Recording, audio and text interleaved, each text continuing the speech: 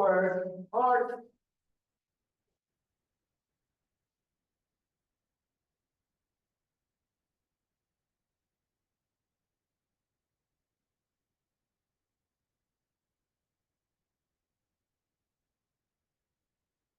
Thank you. Please be seated. Before we begin the festivities, just want to make you aware of the exits. There's 2 to the sides, 2 in the back, and please do not leave campus as it may impede the arrival of emergency personnel. Again, thank you so much for coming out. Those were our students at the high school. That is our ROTC class. Some students here who may be interested. Yes, that could be you in 12 months from now, presenting at our next meeting a year from now. So a little bit about the evening. We're all here because we have a child that's going to be going to the high school next year. This is not the art and music. I know that presentation is going on at the high school today. This is for 8th grade going into 9th grade, an overview of what you can anticipate over the next 6 to 8 months as your child leaves the middle school and comes to the high school. We're going to go over some things that happened in 9th grade.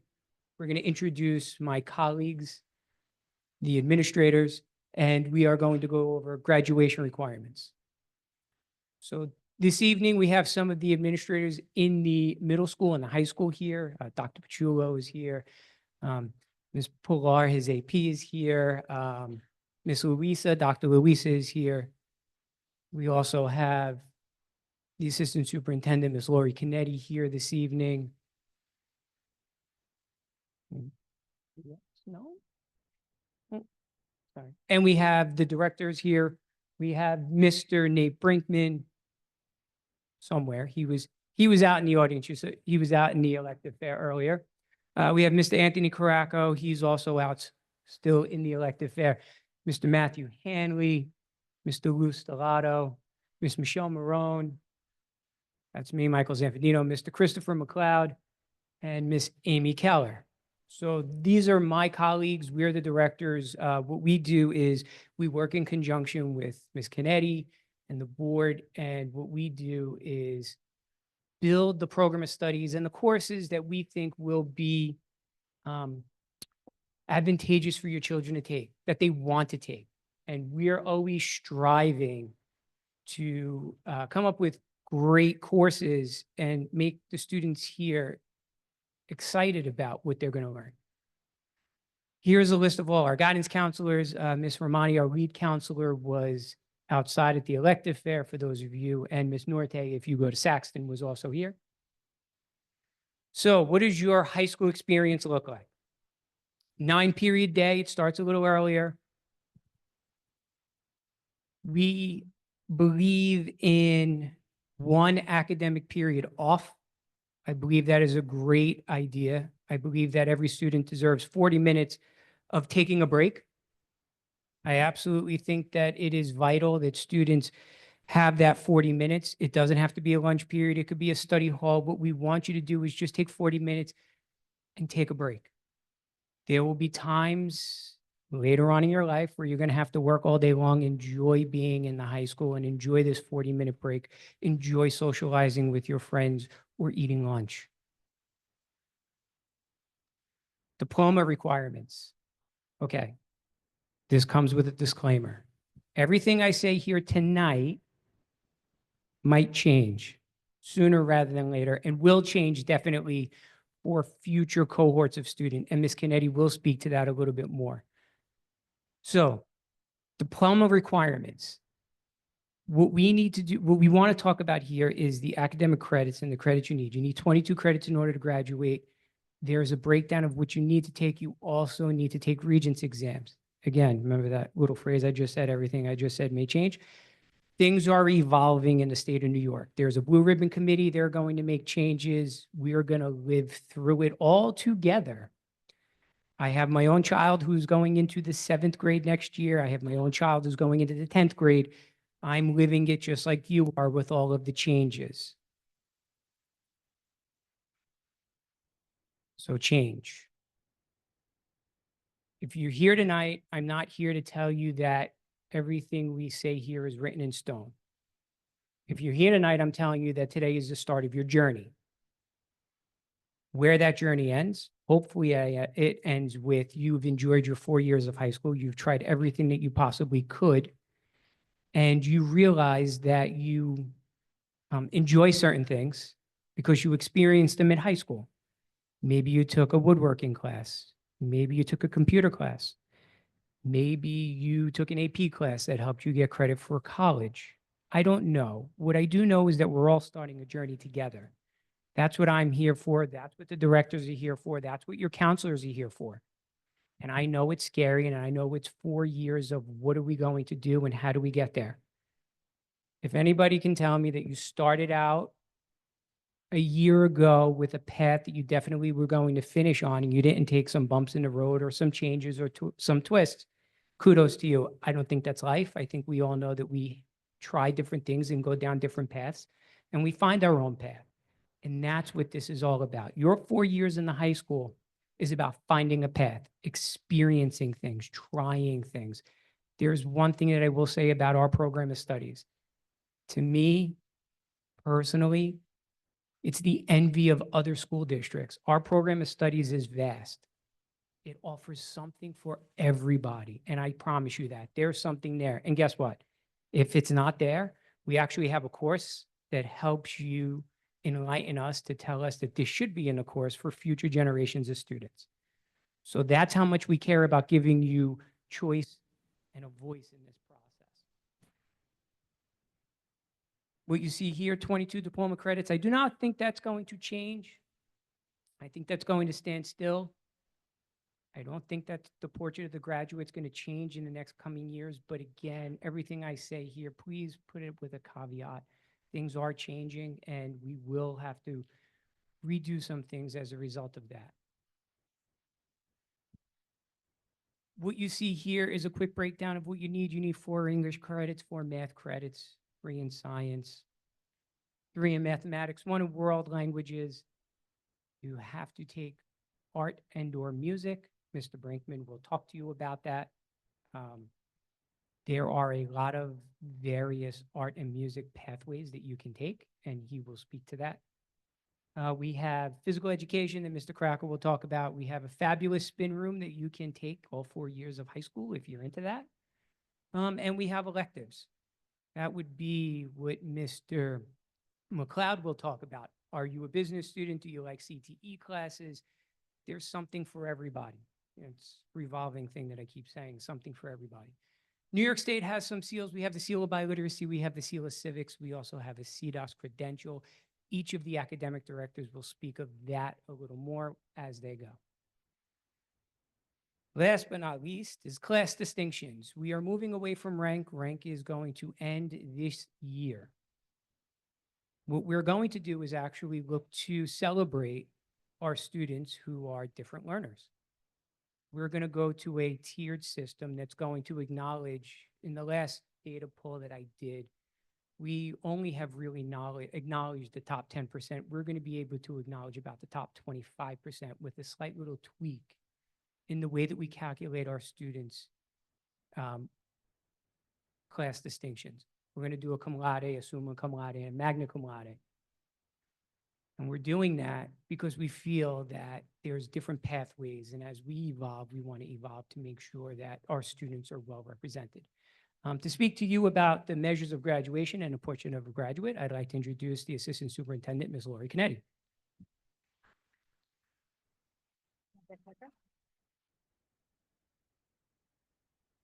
Hi, good evening. I'm not going to take too much time. I am planning to do a presentation at the end of the month. Really, tonight is really to talk about the program of studies. But as Mr. Zanfordino did explain, there are a lot of changes coming through State Education Department. Just by a show of hands, how many parents here, this is your first child entering the high school? Wow, congratulations. That's exciting. How many if it's your last child and entering? And congratulations to you too, right? So different phases. For those of you who have students entering the high school and may even have younger students, the changes will impact you more with your younger students than this cohort of students entering the high school. So when we talk about changes, what the state is really looking for are these four major changes. They're looking at pathways for diploma. They're looking at assessment flexibility. What does it mean when we talk about a flexibility with assessments? They are eventually looking to sunset Regents requirements. That's not to say they're going away, but it is an option should you choose to take them, but there's other pathways to graduation other than taking a Regents. That may not impact this cohort of students. It may impact future cohorts of students. So that is one thing the state is looking for. They are also looking for, in terms of, I'm sorry. You could see they're also looking to make sure all of our coursework is aligned to the portrait of a graduate. So if you can look at all of these different components, these are components that they're asking us to make sure, regardless of what course your child is taking, we have to build in all of these components. This is something the state is looking for. Some of the soft skills are our courses, creating critical thinkers, effective communicators, cultural competency, SEL components, literature across content areas, not just reading when you're going to ELA class, but when you're in a science class or social studies class, are you reading in those classes as well? It is hard to see here, but you can see that we tried to show you what is going to be happening with the various cohorts. This is going to be posted on our website, but again, if you are interested to hear about what's happening, I am going to be doing a Zoom presentation at the end of February. We'll invite all the parents there, but you can see that some of the new requirements are the year 2027 to 2028. And a lot of the next phase will be 2028, 2029, with full implementation of 2029, 2030. So you could see that this is impacting phase one. They're looking to really sunset the passing of the Regents exams, okay? That is going to impact current 9th, 8th, and 7th graders.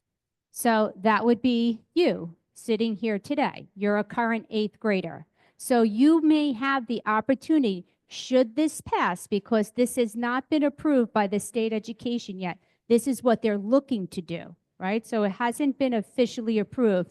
You may have options other than the Regents exam, all right? So the other thing that you can see is students will graduate with one high school diploma. If you have students who've graduated from our school maybe 2-3 years ago, there used to be a local diploma, a Regents diploma, advanced Regents diploma. State education says one diploma, that's it, and then we're going to put endorsements on it. And those endorsements and those seals is what Mr. Zanfordino spoke to you. And so they're looking to create seals, but everyone will graduate with the same high school diploma. And what will distinguish you from your peers are all of those seals that are placed on your diploma. That's a big shift. The next phase they're looking to put in, you'll see, is new credit requirements. So that is for our current 6th graders and 5th graders. That's not you. But when we talk about credit requirements, Mr. Zanfordino spoke to you about requiring 22 credits. That may change with the children who are in 5th and 6th grade right now. We're not sure how many credits they're going to need, but the state is saying they're going to make some changes with the credit requirements. So if you have younger students, that will impact them. And then finally, there are going to be the full implementation, which is everything we spoke about, but they're also going to go to a statewide transcript where everyone in New York State is going to have the same transcript, and all of our courses have to be aligned to the portrait of a graduate. Lots of changes coming through the state, but as I said to you, nothing is official yet. So I will be presenting in more detail at the end of February. So if you do have a child younger than 8th grade, you may be interested in attending that Zoom meeting, which I anticipate being the last week of February, but we'll send out a Parent Square message, okay? So I'm going to turn it back over to our directors. And again, thank you for attending this evening.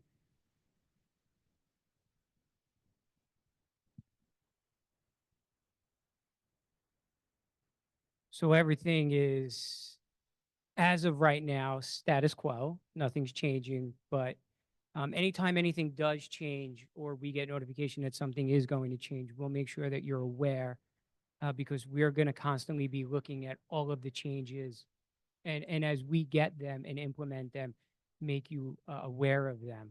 But like Ms. Kennedy was saying, today, right now, we know that everything that we're presenting is 100% fact.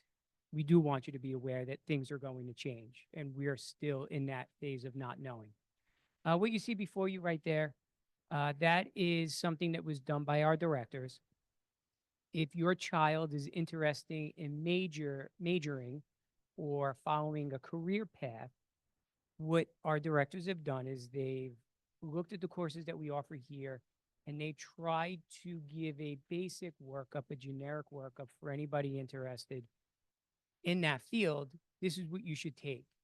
We have one for the arts, we have one for humanities, we have one for CTE. This is just one little snippet for just the math and science. So there's more on our website. There's more in our program of studies. This was just one page to highlight. So if your child is interested in being a master carpenter, and we offer some of those courses here, we actually have that sketched out what we think you should be taking if you want to do that in high school, or if you just want to get a taste of that and maybe try a few other things. I believe in high school, you should all try and experience something. Try a vast amount of different options to find something that you love so that you can really study your passion after high school, whether it's at college or in the field. But that's what the great thing about this district is you have all those opportunities. And if, as Ms. Kennedy said, if this is your first event ever about a child transitioning from middle school to high school, you probably feel like that person right there, where this is all coming at you a million miles an hour, and half of what we're saying, you're saying, but it's going to change. What's going to happen? If that's you, I get it. Everything we're putting up here today is being recorded. We're going to post the presentation and we're going to post this as well. So you don't have to write anything. You don't have to take any screen captures if you don't want to. As a teacher, I would tell you, I just want you to listen and be engaged and think about the future and ask questions. That's the best thing about tonight. Tonight is the journey of questions. Who are you? Who do you want to be? Always know that we're here to help you, that there's never a bad time to ask us a question if you're not sure of something. The last thing we want is for you to not like your high school experience or not like a class. It's the one thing my counselors and I really do strive to tell our students is be involved, come to us, talk to us. We'll give you advice. We will tell you if we think it's a good class, if it's a wise idea. It's all advice. You can take it, you cannot take it. As in high school, I hear all the time from other people, I never saw my guidance counselor. My guidance counselor never talked to me. I will tell you that I talked to my own high school guidance counselor about 4 times. Here I am, I'm the guidance director. So I get it, I've heard it, I've lived it. Part of it is if your child is doing great, they're going to see their counselor maybe once or twice a year at the programming meeting or in another meeting. But if you want to have that conversation or if you have a question, you can email them, you can make an appointment. They're there for you. But we will always try to talk to your children at least once to twice a year with an appointment in 40 minutes. But if your child needs us, please feel free to reach out to us. The counselors are always there. They're always telling me about the phone calls that they're fielding and the parents that they're meeting with. So they're constantly available to you. Now, without further ado, I'd like to introduce Mr. Lou Stellato, the Director of Math and Science.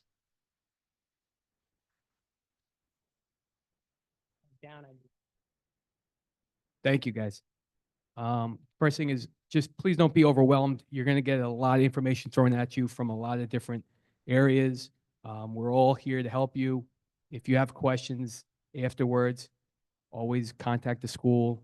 You can contact the directors, go to your guidance counselors, and we'll try to give you all the information that you probably missed in this vast information overload you're getting right now.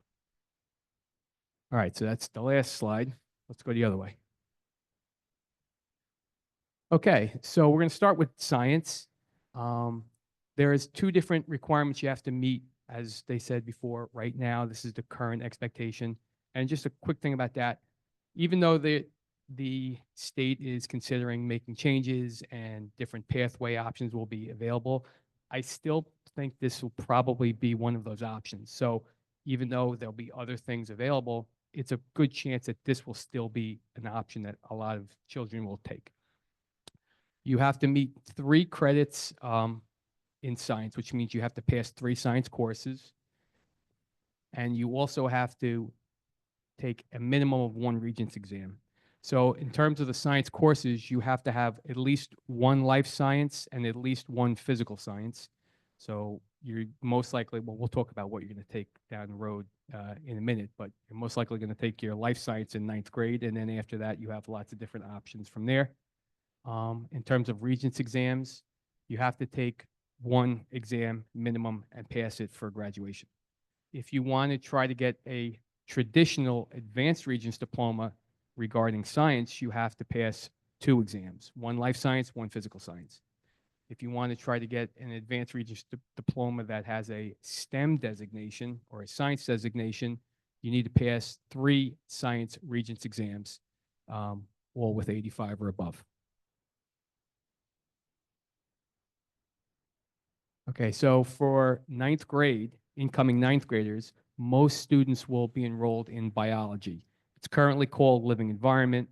It's basically the same course. Their standards are changing, and with the next generation science standards coming down from the state, but we've been working on it for a few years now. Biology will be the equivalent of living environment. Most kids are going to take that. If you did very, very well in earth science, if you were in an accelerated course in 8th grade, and if you took Algebra 1 and did well, another option would be chemistry. But that's not the majority. The majority of these students go into bio in 9th grade. For science courses, you have a period and a half, which means every other day you'll have a double period, which would be a lab. And there is a lab component for taking the Regents exam. You have to accrue 1,200 minutes of lab work over a year, which sounds like a lot, but we make sure that we offer a lot more minutes of time of lab, so this way your child will be available to sit for the exam, even if they don't meet, if they don't go to every single lab, if they're absent, it's not a big deal. But that's something that we have to do as far as basically entry into that course. Science is the only one that has that requirement. It's part of it, and the extra lab period gives us plenty of time to make you guys eligible to meet that. So for science electives, we offer a lot of different electives in Patchogue-Medford High School, probably more than most districts. It's the benefit of being in a large school district. Lots of smaller districts don't have these options. I know you can't read them, so I'll read them off to you. Obviously, you aren't going to be eligible as an incoming 9th grader to take every one of these classes, but the ones that are starred are the ones you can take. So you could take marine sciences, agricultural science, mammalogy, astronomy, environmental science, and phenomenal physics as incoming 9th graders. And there is descriptions on a program of studies of what all these courses, entail, so you have a better idea. And if you are interested and you want more information, feel free to definitely contact my office. We can give you more info on that. Okay, now we'll switch over to math and computer science because I do both science, math, and computer science. For math, the requirement is similar in terms of credits. You need to have 3 credits in math, which means you need to pass 3 high school math courses. By the way, if you're taking algebra this year, that counts as one of your 3 credits. Same thing for earth science in the sciences. That's one of your 3 high school credits for science. If you wish to get an advanced Regents diploma, you would need to get, on top of the 3 math credits, you'd need to pass all 3 Regencies that are offered in mathematics. So that's Algebra 1, Geometry, and Algebra 2. And in terms of computer science, there is no specific requirement for computer science, but all the courses that you take would help you meet elective requirements. So I think you need 3.5 electives credits as part of your graduation requirement of 22.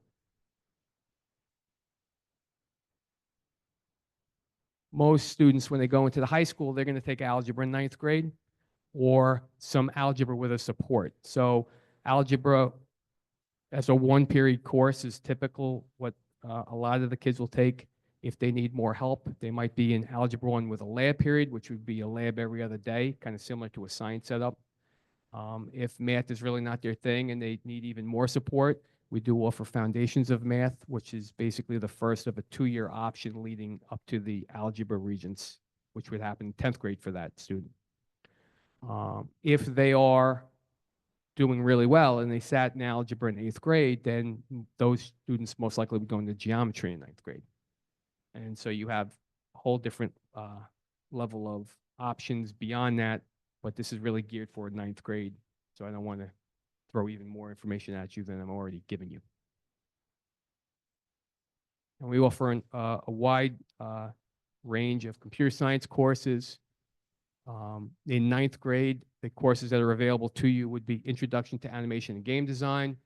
And if you did well in algebra, if you were an 8th grader, or even if you like computer science and you want to challenge yourself, you could sit into web design and programming in Java. And once again, all of those other courses that are up there are electives that are going to be available to you. And I think that's it. So if you have any questions, please feel free to reach out to my office. I'm going to pass this over now to the Director of CTE, Mr. Chris McLeod.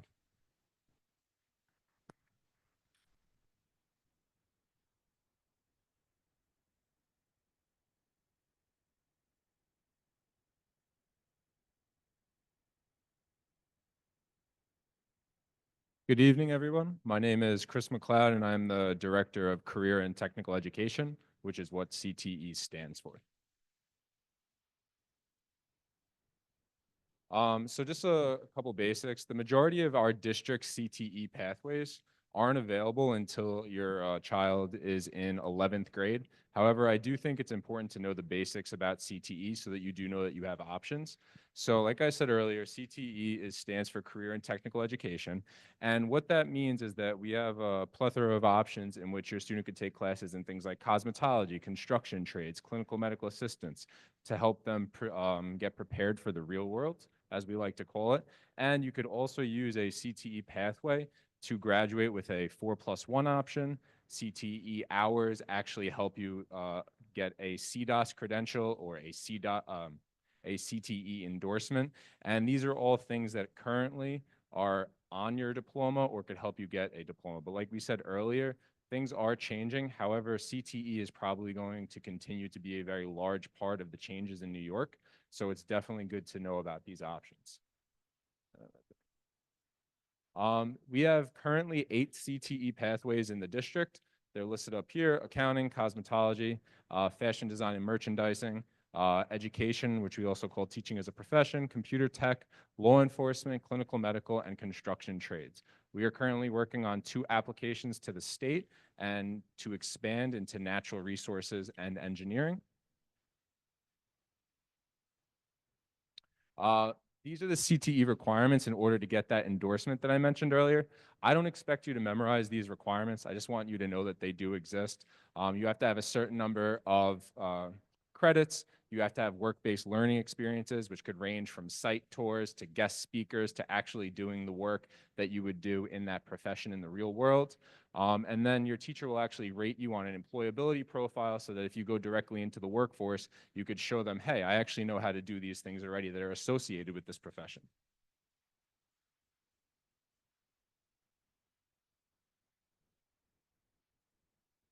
Sorry, it's a little finicky. There we go. So technology and business classes fall into CTE, meaning that you could accrue CTE hours. We just don't have designated pathways within these departments except for accounting and the engineering pathway that I said we're looking to add. So on the board, I have introductory technology classes. So if you're a student who likes to work with your hands, you like to do something like coding, you want to go into woodworking, or you want to work on robotics, these are the types of courses that you should be looking into. The courses on this slide are courses that you might want to take as a ninth grader, and they vary widely. Like I mentioned, you have robotics, you have drafting. If you want to work with blueprints, you can go into something like that. And then we also have more advanced courses. We do recommend that all ninth graders take DDP, which stands for Design and Drawing for Production. That's a very introductory course that you could lead into all of those different technology pathways. We do also, like I said, have advanced courses. So if you take robotics 1 and you really feel like that's your thing, you can move on to robotics 2. If you really enjoy woodworking, then you could go into wood technology. Like I mentioned earlier, we're opening up an engineering pathway. So Principles of Engineering is going to be a new course that focuses on various engineering disciplines. And if you're STEM oriented, that could also be something that you might be interested in. These courses, most likely, you wouldn't start taking until you are a sophomore in high school. And then finally, I just want to talk about our business department. We have an incredibly wide range of business courses that are available to you, which is really awesome. Like Mr. Stellato mentioned earlier, we have a very robust course catalog. If you like working in groups, you want to learn how to start your own business, and you're interested in becoming an entrepreneur, then you would want to go down the business pathway. We have business courses that range in focus to fashion, to accounting. We also have courses on hospitality, business law, personal law. There's a little something here for everyone. You could always look at the course catalog to look at these course descriptions, or contact me if you have any additional questions. And then finally, we also offer advanced courses in business. 3 of these courses are college articulated. We have virtual enterprise, in which you have groups that compete against other schools in creating a product or a market or some type of service. And we also have 2 college accounting courses that are approved through Stony Brook University. College Accounting 2 is managerial accounting, and that was most recently approved. If you ever have any questions about business, technology, or CTE, please feel free to contact me, and I'm going to turn it back to Mr. Zanfardino.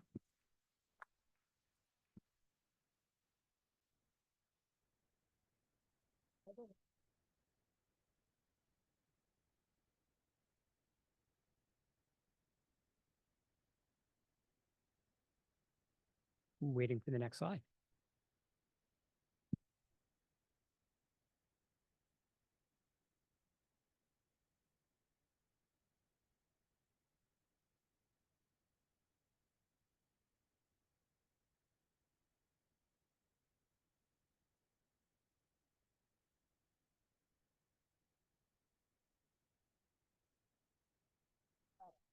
So there is a fee for that, but we actually have affiliations with colleges that if you enroll in our course, we submit our course to the colleges, they approve it.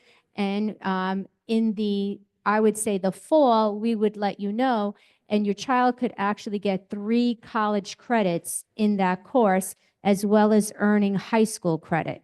So it is a wonderful opportunity, because the cost for taking the college classes at the high school are significantly lower than if they were actually in a college. So we have a lot of opportunities for that. And if that's something, then you want to look for those courses that have college accreditations, because we will be awarding not just high school credits, but you actually get a transcript from a college for those courses. So I just wanted to point that out. That's something that we have a lot of courses. One other note to that is, when you take a college course like that, it's your child versus your child. They're not going up against anybody else. What they put into the class is the grade that they'll get coming out, and it's a college transcript with the grade. If they earned a B+, they're going to have a B+ on their transcript. They're not up against anyone else.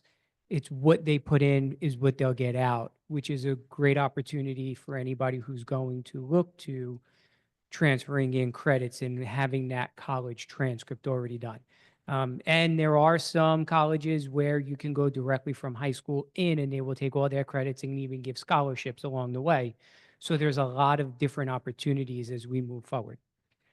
Behind me, if you notice, is the JROTC slides. Unfortunately, Major Francolini was ill this evening. He was not able to attend. This is normally his portion to speak, but I would speak on his behalf. Apparently, I dressed appropriately because blue is the color of their uniforms. That I didn't know he was out. I just found out. Sergeant Bacone actually led our students earlier tonight, and he was not able to stay later, but I'm here to present for ROTC. So ROTC is a character development program. I will say this, Major is phenomenal with working with his students. They are dedicated. They are in the community. The students who do take this course do really enjoy it. The program over the years isn't as robust as it used to be for whatever reason. But I will say that I'm actively trying to increase enrollment in that course. I think it's a fabulous course. It offers you so many different opportunities for your children. You saw our cadets up here who presented the colors. They do that as part of this program. It is a fabulous program, and it doesn't have any requirements after high school to going into the military. It has none of that. It's just about the culture of teaching, responsibility, and being active and being engaged in the community. So right now he has about 45 cadets. We're looking to get to 100. If your child is on the fence, please reach out to him. You can reach out to me. This is a fabulous program. It offers all of these different opportunities. You're going to learn about aerospace. You're going to learn about leadership. And right there, hidden all the way down on the bottom, one of the benefits that's great about this is that there was a student who finished all 4 years, and the year after he graduated, he completed his pilot's license, and it was free. So if you're a student here, if your child is thinking about getting a pilot's license, one of the perks to this program is that it opens that opportunity to get a free pilot's license. Totally up to you. I did not want to just fast forward through those slides and not give Major's program at least some recognition about how much I care for it and how I want to see it grow and thrive. I could have just flipped through the slides and said he's not here tonight, but I wouldn't do that to him. I could have. With that being said, again, if you're interested in that program, please talk to your guidance counselors or you can reach out to me. I'd like to introduce now Mr. Matthew Hanley, the director of the Humanities Program. Good evening, everybody. How we doing? We awake? This for me? Thank you. All right. Students, are you ready for high school? Parents, you ready for high school? Maybe you already experienced, like Ms. Canetti said. So I'm the director of Humanities. What 2 subject areas does that cover? Any student? Someone want to raise their hand? What 2 subject areas does Humanities cover? If you don't know, then what am I doing up here? Well, what subjects have we talked about so far? Social studies. Social studies and English. Round of applause for my friend. What's your name? All right, Abby, great job. What school do you go to? South Ocean. So Humanities covers the social studies and the ELA departments. So what I would like to do is quickly go through, just like my colleagues did, the requirements for each of the departments. And also, most excitingly, I think, is looking at and starting to plan out what your electives are. Start to think about what are the things that excite you most. What are your areas of interest? Who in here plays on a sports team? Who plays sports or is thinking about playing sports? Well, we have a sports marketing class available for 9th graders. How many of you are interested in technology or apps and things like that, or AI? Who's interested in AI? I'm interested in AI. So we have open for 9th graders in the ELA department. We have classes that are electives that revolve around applications and AI and research. So we have a lot of exciting opportunities for you coming up at the high school. So we want to make sure that you understand some of your options, and you really want to start to think about what are the things that are really engaging and interesting to you, right? And parents, those are the types of conversations you want to have with your kids, right? What are the things that really are going to get your student up in the morning and be excited about attending our class and be excited about picking something on their schedule? So in English, we take 4 years of English, 9, 10, 11, and 12. In 11th grade, we take the Regents, okay? And that's the only grade in ELA right now where there is a Regents exam. And so there are 4 credits that you take in English. If you notice, that says minimum, okay? And then we have, who's that guy up in the corner? Thank you. Okay, good. So there's William Shakespeare overlooking, and these are the electives. So if you're interested in acting, right? So in ELA, there are a lot of electives open for our freshmen, okay? So theater and creative writing, actually, we have this year the same teacher teaches both, and there's definitely a connection between the two. We also have a heroes and villains class. These are all half-year courses available for ninth graders. These are elective classes. Suspense and the supernatural, introduction to journalism. So for those of you who said you're interested in sports, you could take a half year in sports history, and then you could also take a half year of journalism, and maybe you could even write about sports as a journalist. One of the great things about our journalism program is not only can you sort of write about the things that you're interested in, you'll learn about things that you didn't know you were interested in, and you could write about them. We have a television studio in the high school that's connected with our journalism class where we actually create videos and report the news through that.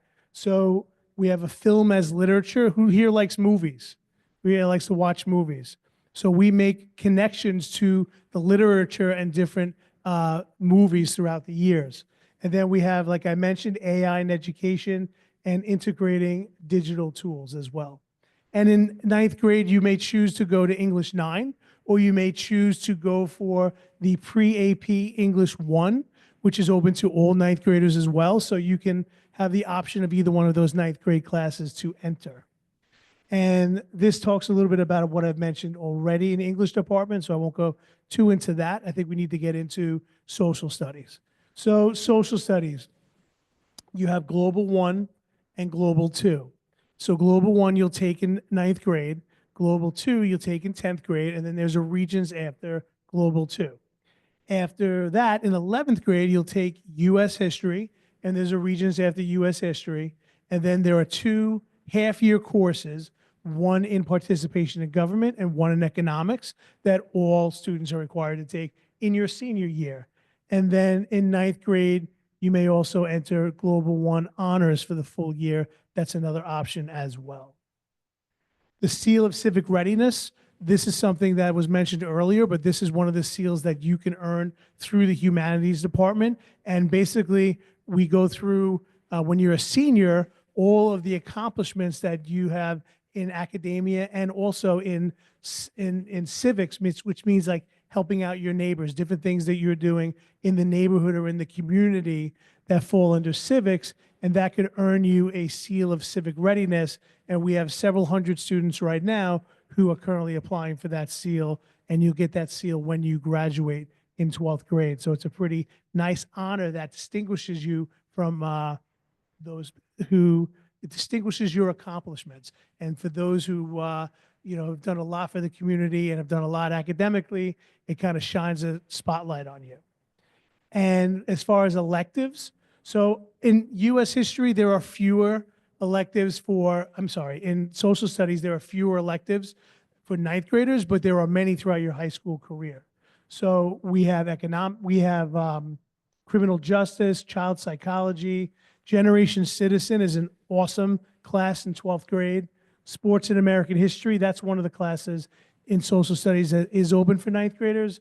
And then we have a new one that's being offered next year called Rock and Soul of American History. So that's connecting music and American history as well. So for those of you who are into music, that might be a great elective for you to take. And just like in ELA, you have to take 4 years of social studies classes. And those were those classes that I mentioned previously. Yeah, these are the four that you have to take, and then these are your elective options in high school for social studies. So I believe that is it. And I will now pass the microphone to Ms. Michelle Marone, who's our Director of World Languages.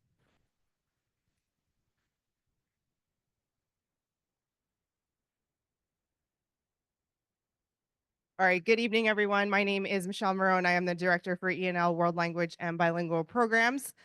All right, so we're going to talk about world language first. How many of you are currently taking Spanish? French?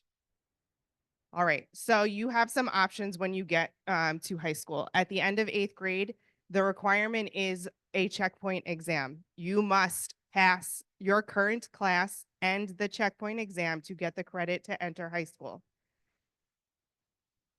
You only technically need, at the moment anyway, 1 credit of a world language to graduate. However, we have a robust language program at the high school, and I highly suggest you continue.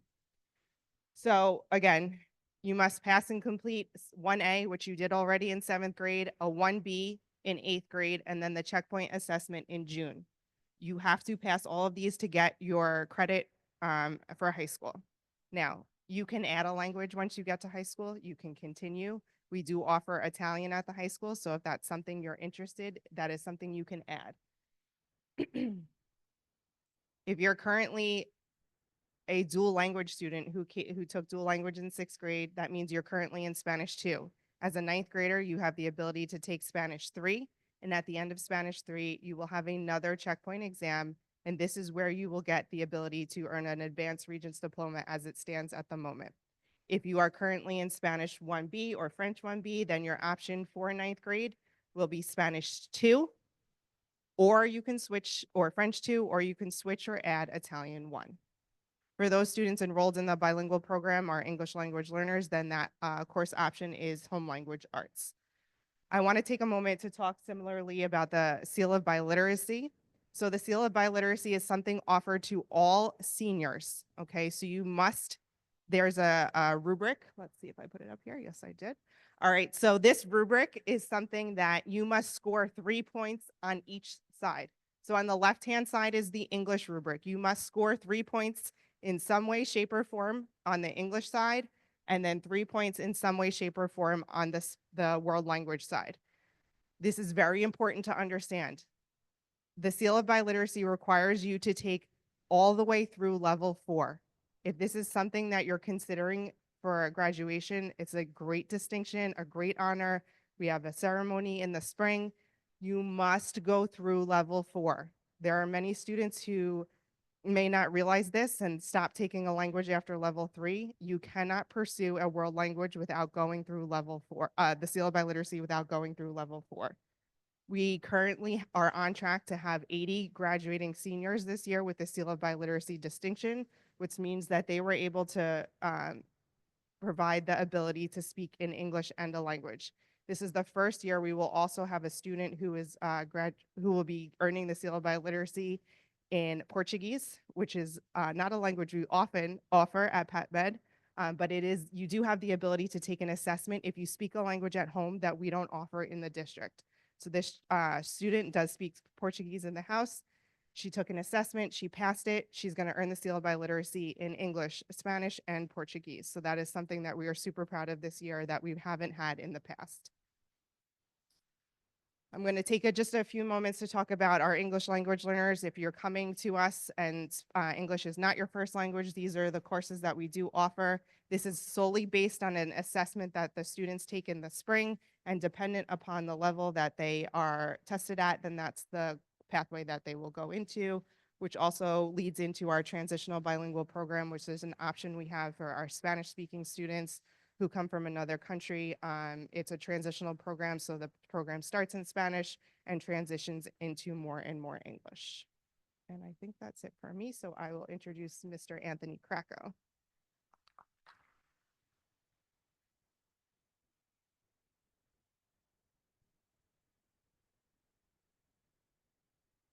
Good evening, everybody. Thank you so much for coming and for staying with us. I'm Anthony Krakow, Director of Athletics, Health, and Physical Education. I'm going to begin this evening by talking a little bit about the requirements for both health education and also physical education. So with health education, every student is going to be required to pass a half credit. That will either happen typically in your 10th, 11th, or 12th grade year. Students can choose to take their health credit. Physical education will continue each year. You'll be scheduled for every other day phys ed throughout the entire year. And you're responsible for passing all 4 years of high school for your phys ed credit. A little bit about the courses we offer. So as freshmen, everybody is going to be scheduled into our PE 101, which is a general introduction. It's going to serve as an opportunity for our high school students to be introduced to all the different activities and also some of the different spaces that we offer at the high school. So in addition to the 2 gymnasiums, we also have a state-of-the-art fitness center that's half a spin room, and the other half is general cardiovascular equipment and some high-intensity exercise equipment set up similar to like a CrossFit gym that students can be introduced to, and then a full weight room that also has a mix of cardiovascular equipment and all very nice and well done strength training equipment. So our goal is to introduce each of the 9th graders to everything the program has to offer. And then as you move forward as a 10th, 11th, and 12th grader, you'll have the opportunity to choose your pathway and find that lifetime activity or that activity that you can take with you beyond high school. So we offer PE 201, which is a fitness and wellness class. It's a little bit less competitive. There's more of a focus on lifetime fitness activities. You're going to spend a good portion of the winter season in either the fitness room or the weight room, being introduced to various workouts. PE 301 is for our highly competitive students who want to be in a team sport type setting, a more traditional team sport setting. That's going to offer floor hockey, flag football, soccer, and some traditional activities. Our lifetime activities, which will be a blend of some of the fitness and wellness offerings, a little bit of time in the fitness center, but it's also going to incorporate an introduction of things like golf, pickleball, badminton, some of the net sports, things that are popular as they go. And then our PE 501 class, spin, is a true elective class. So that's the only one of our classes that doesn't count as your phys ed credit. So you'd be taking that in addition to your phys ed class. It does count as elective credit, but again, it doesn't count towards your PE requirement for the state. We also offer, this year we offered, in addition to adapted phys ed, which is for our students with IEPs that might have individual needs, we rolled out a unified class. I'm just going to skip ahead, aligned to our unified athletic program. So we have offered over the last few years a top golf program, a bowling program, and a basketball program for unified athletics through Section 11. And that pairs students with and without IEPs together in a competitive setting. It was a very popular program. We had a great turnout last winter when we introduced Topgolf. So this year we introduced it in a phys ed setting, and it's gone really, really well. The students have tried a variety of exercises. There's 2 teachers in class. There are actually it's a combined class between adapted phys ed and general phys ed. So that's an option also. And that is a class that we ask our teachers to participate in recommending students because we had such a high interest rate last year. As far as athletics, how many people are involved in some type of team currently at the middle school? All right, so a good number of students or parents that are familiar with our program. If you haven't tried something, we offer pretty much everything in the fall. The The only thing that's missing is swim. Technically, we don't offer a swim program. We don't have a pool, but we do have the option of entering Section 11 meets as an independent swimmer. We have a coach or chaperone that will take you there. So, and guide you through it. So if that is something that you're interested in, while it's not on the list, we do have an opportunity for you to participate in it. Some of the teams don't currently have JVs, but they are non-cut sports, like our track programs, cross country in the fall, winter track, spring track. While it doesn't list a JV next to the sport, that doesn't mean that we don't have opportunities for our 9th graders coming in or beginners. So if you've never played a sport and there's something up there that interests you, we encourage you to get involved and give it a try. At least come to the interest meeting, hear what the coach has to say, learn about the program. And if it's something that you've wanted to do, give it a try sooner rather than later. Don't wait till your final year. Last, on our page, and typically in like late September, we'll roll out all our intramural offerings for the year. So if you're interested in activity, but maybe you don't want to be in the competitive team setting, we try to offer a rotation of everything. Each sport that we offer, we try to offer an intramural program as long as space allows. And we typically offer opportunities in the weight room or in the fitness center throughout the year, throughout the entire year. So that's open for everybody. It doesn't just run for 1 or 2 cycles. It's typically open multiple times throughout the year. Thanks, that's it. Thank you very much.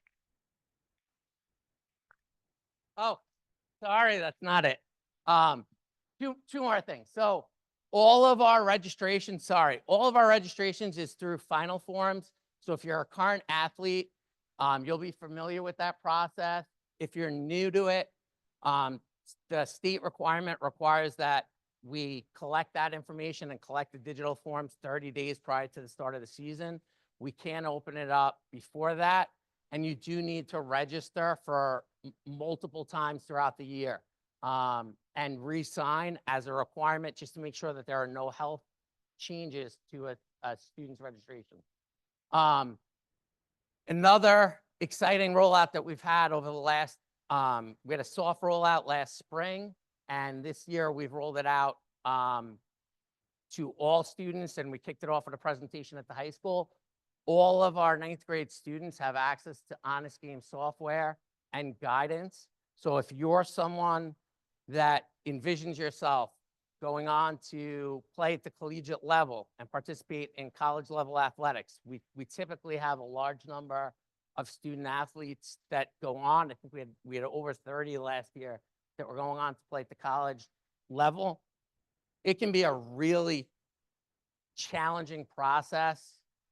It changes constantly. The NCAA changes requirements.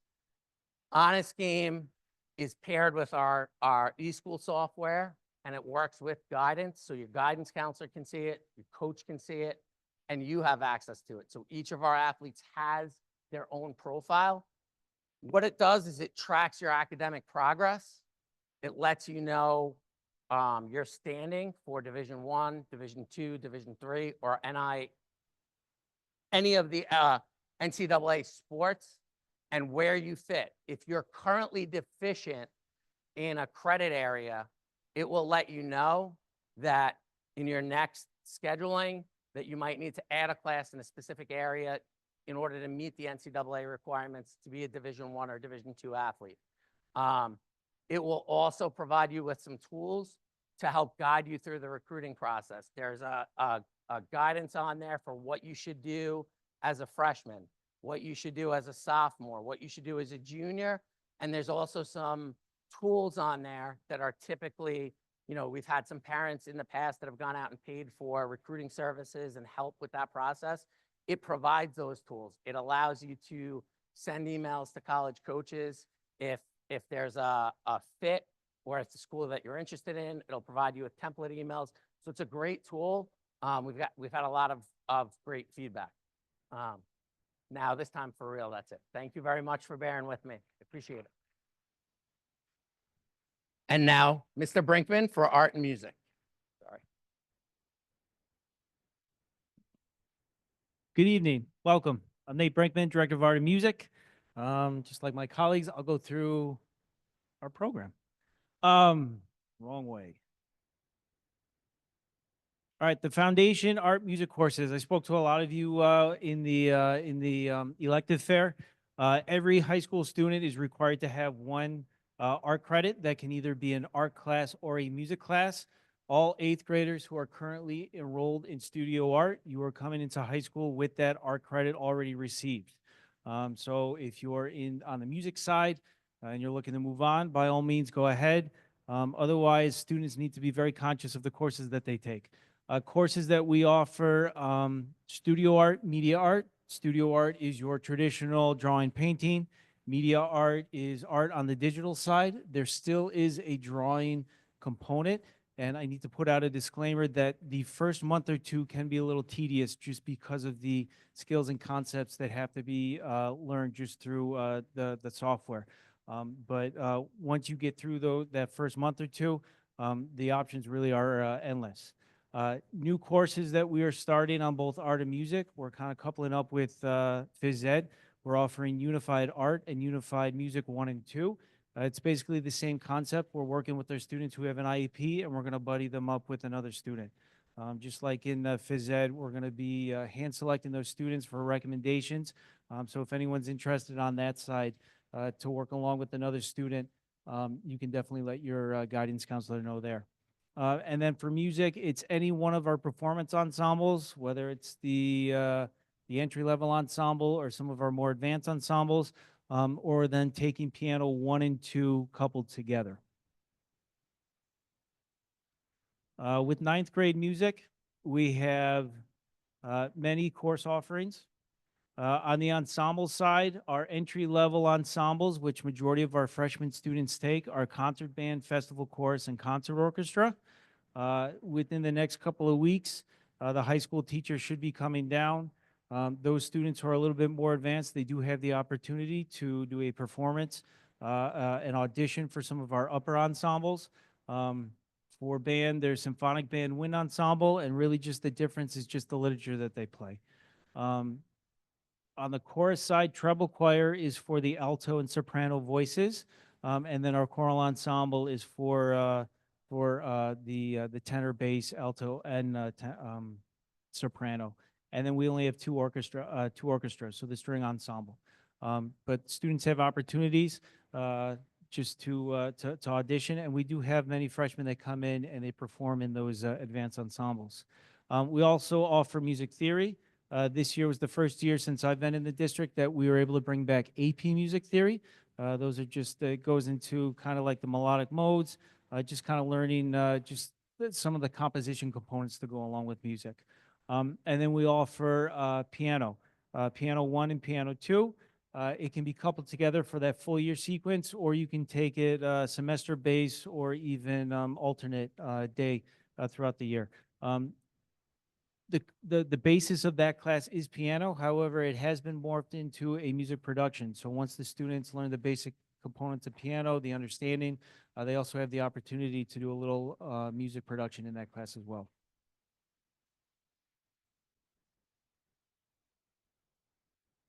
On the art side. So again, if you are an art student and you are not currently enrolled in studio art, there are many options for you, but it is important that you walk away with either studio art, media arts, or like I mentioned, one of our new offerings, Unified Art. We have a very robust program, lots of opportunities. Those students that are art inclined, by junior, senior year, we have many students enrolled 3-4 classes. So it's more or less, again, just finding your pathway, finding your interest. The classes that do have asterisks, photography, sculpture and ceramics, digital video, film studies, jewelry, those are all classes that freshmen can take. However, it's just important to remember that they will not fulfill that state requirement if you're also not enrolled in music. But lots of different opportunities, lots of mixing and matching. Great program that we have to offer. Individual art assessment pathway. We are currently in the first year of offering this to our students. This is one of the new programs that has come out through the state that is probably gonna resemble the new initiative with the new standards that are coming down the years. But basically, it's putting together a pathway option within the arts. It does have the 4+1 option where it could serve as the purpose as one of the Regents exams and also with one of the foreign language credits. The sequences in arts, it's a 3-year program. So in order to obtain this credit, student must begin it by their sophomore year. We have 4 sequences within the arts. There's a drawing and painting sequence that is for our students who participate in studio arts in 8th grade. We have a studio art, which is your traditional drawing and painting sequence. There is a media arts, which is your digital side, and then sculpture and ceramics, which is for 3D. So there's a little bit for everyone. And again, this is kind of down the lines of what the state is looking to for students to be able to kind of choose their education and choose their interest. And then on the music side, we have 2 sequences. We have a music sequence that includes a performance ensemble, our piano 1 and 2 class, and then music theory. And then there's a performance sequence that involves being involved in our performance ensembles all 3 years. The way that we have it set up, it's all student-led, it's student-driven. There definitely is the support from the department, but it's going to take some initiative from the student, its interest. This is a pathway that is meant for our art and music students. It can definitely help with some of the requirements, but it's meant for students who are musically and artistically inclined. So if they have the interest, whether they want to use it as a resume builder or if they're going to use it in that 4+1 sequence, it's an option. But the students review the handbook, they get themselves familiarized. They're the ones that take the initiative, they sign up, they keep track of everything. And then at the conclusion of the year, it's all performance-based. And it's performance-based locally or through NISMA solo performance, which many of our music students across the district participate in, and then also through NYSADA, all county art, which NYSADA is the New York State Art Educators Association, and it's basically the same thing as a NISMA solo, but on the art side. Students put together an art project, there's a very specific rubric, and then the students are graded on that. It's just one of the forms that the student worksheet, it helps them keep track. And then our extracurriculars. Many extracurriculars. My advice, especially since all students need 1 art credit, if they're unsure, stick with what they know, whether it be band, whether it be art. But as you get into the high school, you see all the many options. There are many opportunities to keep within various disciplines, but maybe not on the academic side. We have 2 vocal groups, Glee Club, Vocal Jazz. There's a chamber orchestra that meets. We have 2 jazz bands, marching band, pep band. They play at all the football games. We have 2 honor societies for both our music and art department. And then musical, one of our newer programs, Spanish theater program. It's basically a drama production, but it's all in Spanish. This is a program that's greatly connected to our L population, to some of our Spanish-speaking students, but we're also at the point where we're looking to kind of bridge the gap between our musical group and our Spanish group. Pit Orchestra, stage crew, hair and makeup, which works with CTE, and then many art opportunities with Mural Club, Media Club, Photo Club, Video Club. And they work on numerous projects throughout the year, whether it be murals on the wall, they help out with our musical, but plenty of opportunities. Very exciting times. Now on to the Office of Pupil Services.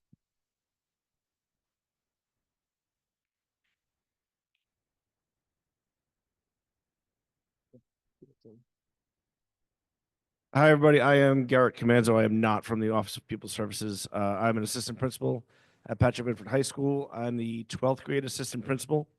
I will loop down at the conclusion of this year, and I will be your assistant principal for the class of 29. And my job is to be a resource for you over the next, basically from now until your child walks across that stage in June of 2029. I have a lot of different responsibilities, a lot of different jobs. But, first and foremost, I'm here to assist you in anything you need. So please email me, call me, stop by the main office at the high school to see me. I just wanted to make sure I stopped by tonight, introduce myself, said hello, so you can put a face to a name. All right, with that, you can now have Ms. Keller from People Services.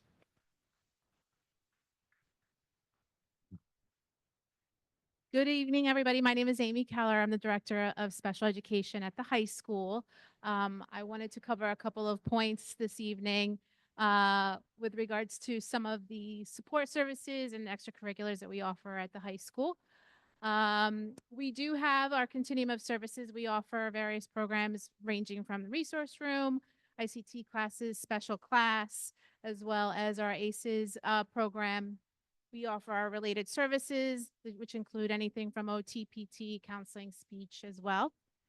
We do encourage our students to take advantage of all the support opportunities at the high school, which could include our lit reading support services, as well as our extra help support services. We encourage all of our students to participate in sports and all extracurriculars that we offer at the high school. Some of them Mr. Krakow actually went over with our unified sports program, which include bowling at this time and golf, as well as basketball. We do have our buddies club as well. And also, as you see there, a variety of sports as well, activities and clubs. They range from the gardening club, Anchor Club, Red Cross Club. Some of our teachers are advisors for some of these clubs, so it's great for a lot of our students. Our students with IEPs also, we have a team of individuals that do oversee our cases at the high school. So we emphasize communication as being an integral part of our program. It's key to the success of our students. So we emphasize maintaining an open line of communication with our related service providers, as well as our teacher of records, our counselors, and our related service staff members, including as well also our building administration. Everyone is part of the team at the high school that supports all of our students with individualized education plans. If you have any questions at all, you can certainly reach out to me. I'm at the Office of People Services here at Saxton, so feel free to reach out anytime. Right? With that, I'm going to hand you right back to Mr. Z.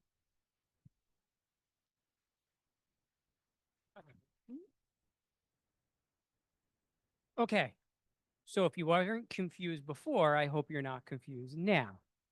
My colleagues and I try our best to give you a taste of what the future will hold. Our intent is not to confuse you, but I'm sure somebody is going to leave here a bit confused or not exactly as secure in what they thought they knew when they came in, and that's okay. That was a lot to cover in a very short amount of time. We also had a guest speaker pop in, Mr. Comanzo. That's the first time a looping down assistant principal has ever come to present. I like that. So next year's group will find the next AP come down to introduce themselves. That was totally random. But I really do like that. Last but not least, we will open this to some questions. Again, there's a QR code. We'll take you to our program of studies. The other QR code is a quick survey to just find out if you like the elective fare and if you enjoyed this evening and if there's anything else we can do. Just one more note before I start taking any questions. One, thank you all for coming out. It is much appreciated, my colleagues, and I do appreciate you coming out and looking at the elective fare. So what we've done in the past few years is we've redesigned how we look at 8th grade students going into 9th grade. We started with the elective fare with your children. Your child's guidance counselor went into their classrooms and talked about next year and the courses that they can take, and they started selecting their courses. Tonight, you were here. You got to see what your children got to look at the elective fare, and you heard our presentation. Now, for the entire month of February, if you wish to have a longer conversation with your child's guidance counselor about anything you heard tonight or about any questions about their schedules, please call the guidance office. We had a Parent Square message go out. The telephone numbers are there. I will send that out again. But please call the guidance counselors, call the guidance office. You can go meet with them and finalize their schedule for next year. I think that's a great opportunity for you to talk to a counselor one-on-one if we don't address any of the questions tonight, or if you have that aha moment next week and you say, hey, I really wish I knew the answer. Please, the counselors are there. If you call them, they will schedule, they will bring your child down and you can have that conversation. Now, if there's anybody with any question, please feel free to fire away. No. So we're all ready to graduate in 4 years. You can look at it again and again. Hopefully nothing that we said here today changes in like 2 weeks. That's our greatest fear, because this is how it's been for 30 years. So hopefully not too many changes. But if there's nothing else, then thank you very much for coming out. I will stick around if you want to come ask me, not in front of the group, any questions. But thank you. Have a good night.